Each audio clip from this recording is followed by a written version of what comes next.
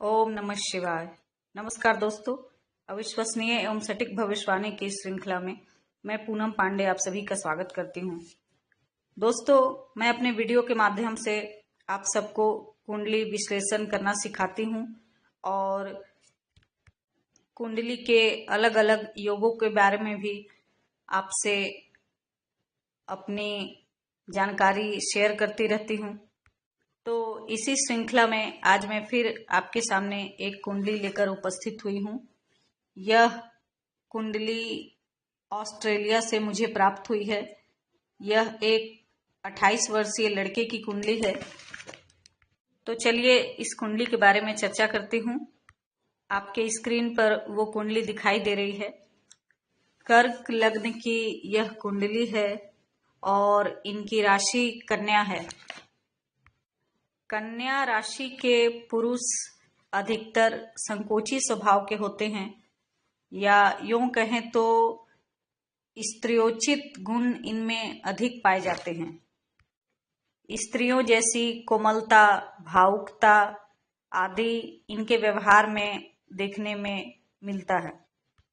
अब चलिए बात करते हैं उस योग के बारे में जिसके लिए आज ये कुंडली मैंने आपके सामने रखी है।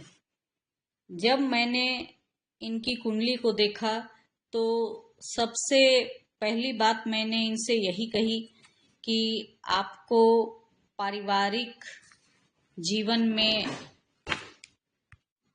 कलह का सामना करना पड़ेगा।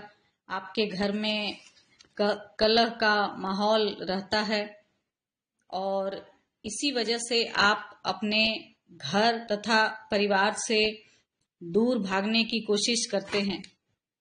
जब मैंने उनसे ये बात कही तो उन्होंने मुझे बताया कि आप बिल्कुल सही कह रही हैं। मैं अपने परिवार और घर से भागकर ही ऑस्ट्रेलिया आया हूँ, क्योंकि मेरे घर में अब मेरे रहने लायक माहौल नहीं बचा था।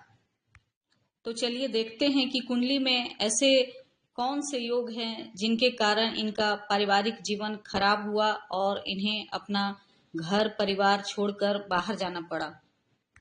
दोस्तों, कुंडली में पारिवारिक सुख का आकलन करने के लिए चतुर्थ भाव को देखना बहुत जरूरी है।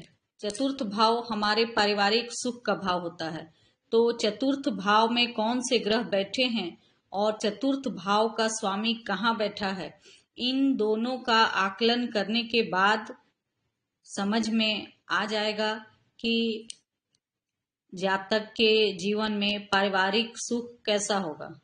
तो चलिए बात करते हैं इनके चतुर्थ भाव की। इनके चतुर्थ भाव में तुला राशि आती है, जिनका स्वामी शुक्र है।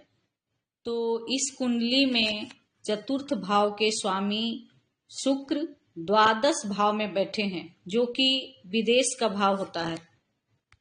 यदि चतुर्थ भाव का स्वामी 12वें भाव में बैठा हो तो जातक अपने जन्म स्थान से दूर अथवा विदेश में निवास करते हैं, और ऐसा ही योग इनकी कुंडली में है। अब बात करते हैं चतुर्थ भाव में कौन सा ग्रह बैठा है। तो इनके चतुर्थ भाव में राहु बैठे हैं। तो जैसा कि राहु के नाम से ही प्रचलित है कि यह जहाँ बैठते हैं वहाँ कोई न कोई कलह, विघ्न आदि लगे रहते हैं। तो चतुर्थ भाव में राहु का होना इस बात की ओर संकेत करता है कि जातक का पारिवारिक जीवन कलहपूर्ण होगा। घर में आए दिन झगड़े, क्लेश आदि होते रहेंगे। इनका लग्नेश चंद्रमा भी तृतीय भाव में है, जो कि यात्रा का भाव है। तो ऐसे लोग अधिकांशतः यात्रा करने में ही अपना जीवन बिता देते हैं।